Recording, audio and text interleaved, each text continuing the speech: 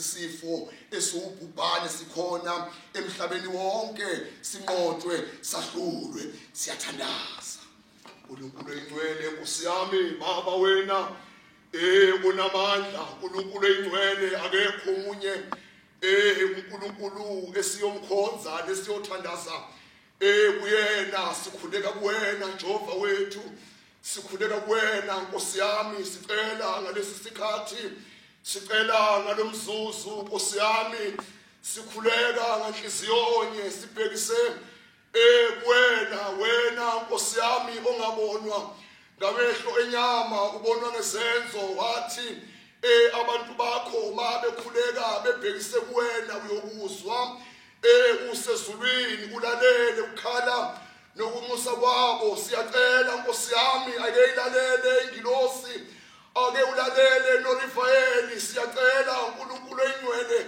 ake kunqotshwe baba nanti ubhubhane Nkosi yami oluqeda abantu ezweni lonke Jehova baba nasezweni lakithi Nkosi yami baba nasi sibalo sikhula ngamawala amakhulu abangenwa yiso lesisifo uNkulunkulu oyingcwele baba wathi yize kwababhubhayo indaba esiphambana wathi kwabakhensiwe wathi ngamandla akho wathi kumsiza nalomuntu kususizo lonke lahlekelwe ukuphila kwakhe umuntu ohlangani umphefumulo wakhe Nkosi yami sihleke imphefumulo yethu ngokuza kuwena sikuqile Nkosi yami siyathandaza sicela ingilozi yakho Nkosi yami ngamandla amakhulu kunqotshwe lokukufa Nkosi yami kunqotshwe Nkosi yami kuyonqotshwa uNkulunkulu oyingcwele siyacela Jehova ingilozi lalele ezulwini lakho Nkosi yami kube khona ukuphila nohulumeni wezwe lakithi umuphe inhlakanipho Nkosi yami baba nekhabhinethi yakhe ukuba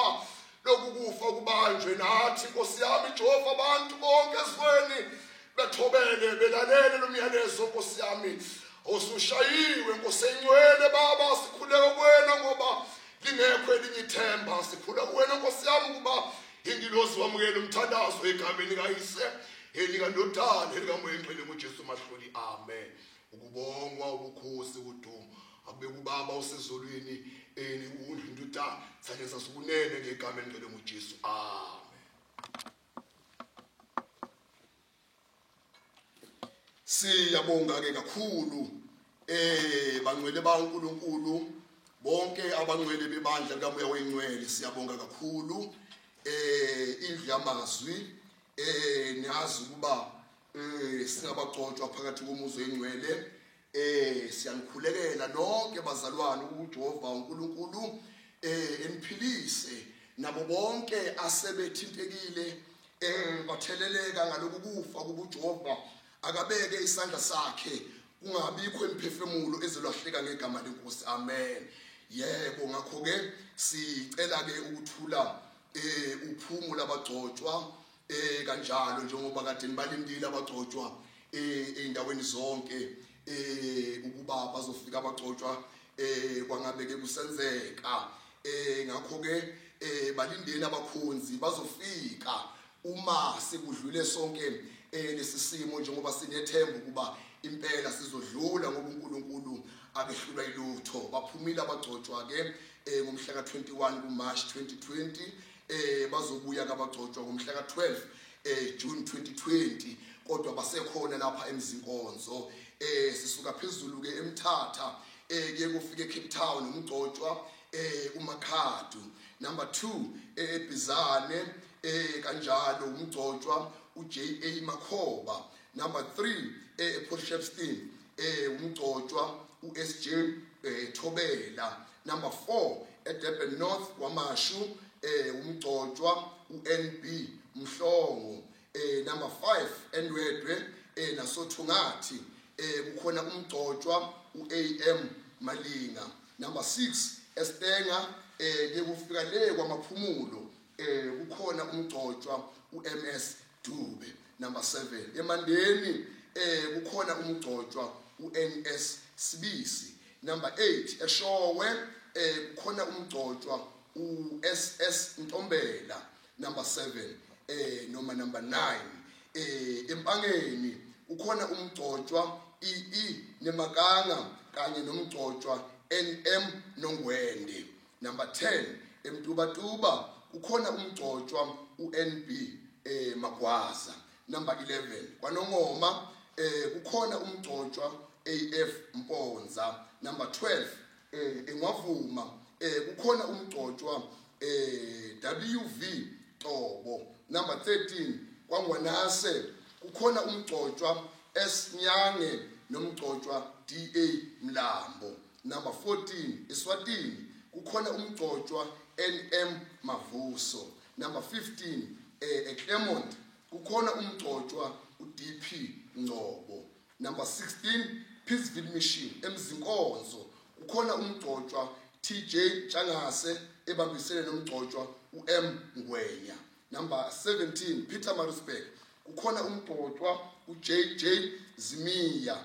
Number 18 Lady Smith hlangene Newcastle kukhona umgcotshwa uBG Zondi. Number 19 Johannesburg khona umgcotshwa AM Khumalo. Number 20 Pretoria khona umgcotshwa MP Tembe. Number 21 Bushbuckridge khona umgcotshwa uJP Gwala. Number 22 eVenda kuye kuwelele eMngceleni lapha eZimbabwe kukhona umgcotshwa uP Dlamini. Siwelele ke phesha kumngcele lapha eMozambique. Number 23 lapha eWuleni kuhlangene kwaGaza kukhona umgcotshwa uLC Khawu. Number 24 kwaNyaka nakwamaHlungulu kuhlangene naseMathuthwini kukhona umgcotshwa uS Sihlume. Number 25 Nyimbane kanye neBeria kukhona umgcotshwa uFM Mazuze. Office number 7 khona umgcotshwa MK Dladla ebambisene nomgcotshwa US Mhlongo. Pinetown office khona umgcotshwa MBC Ngcobo ebambisene nomgcotshwa TS Records. Church history umlando wenkonzo kukhona umgcotshwa TS Mthiyane ebambisene nomgcotshwa SR Majola. Security kukhona umgcotshwa uRev Nchikalange. Izakhiwo zamathempeli hlangene maintenance kukhona umgcotshwa uPP Cele. Kusik pension abasahlenga impilo umgcotshwa MW Jali kanye nomgcotshwa eManyike. Pensioners umgcotshwa X Zimiya, umgcotshwa NM Majozi, umgcotshwa SA Mabika kanye nomgcotshwa uM Chili. Siyathaba ke amen. Amen. Amen. Banjalo ke abagcotshwa eindaweni zonke lapho bephumele khona. Ngakho ke makukhona ukukhona ke uyafona ufonela umgcotshwa wakho noma ngabe nicela imithandazo uyafona ufonela umgcotshwa nibike konke makukhona ukudinga ukubikwa nikubike bazalwane baNkulunkulu ningasabi lutho ngegama leNkosi. Amen.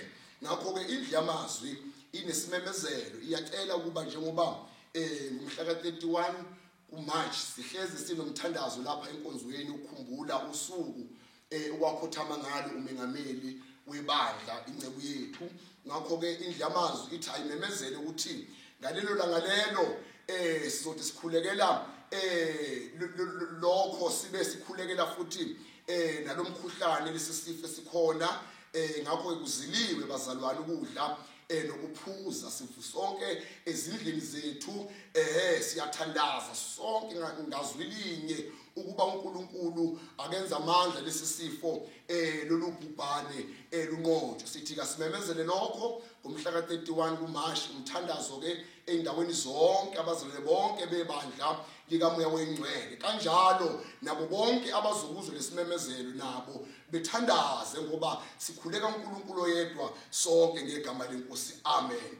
Indlu yamazwi idlulisa ukubonga okukhulu kubantwana benkonzo iworking committee ibambisene namalunga nabazalwane bonke ngombono ababe nawo. Ngakho sithi bazalwane baNkulunkulu siyabonga kakhulu uthando eninalo ngabagcotshwa benu. Qhubekani njalo nikwenze lokho ningakhohlwa ukuthi abagcotshwa abakhona bayanikhulekela. Ngakho ke siyayibonga yonke into eniyenzela abagcotshwa njengoba beselapha ekhaya. Ngakho ke nikwenze nongakakwenzi naye ezwe enze lokho enikwenzayo uNkulunkulu uyobusisa kakhulu. Ngakho ke sibonga ke ngesaga senkonzo esithi umholi munye, inceku yinye, umoya munye, imfundiso yinye. Siyabonga kakhulu uJehova uNkulunkulu enigcine ngegama leNkosi. Amen.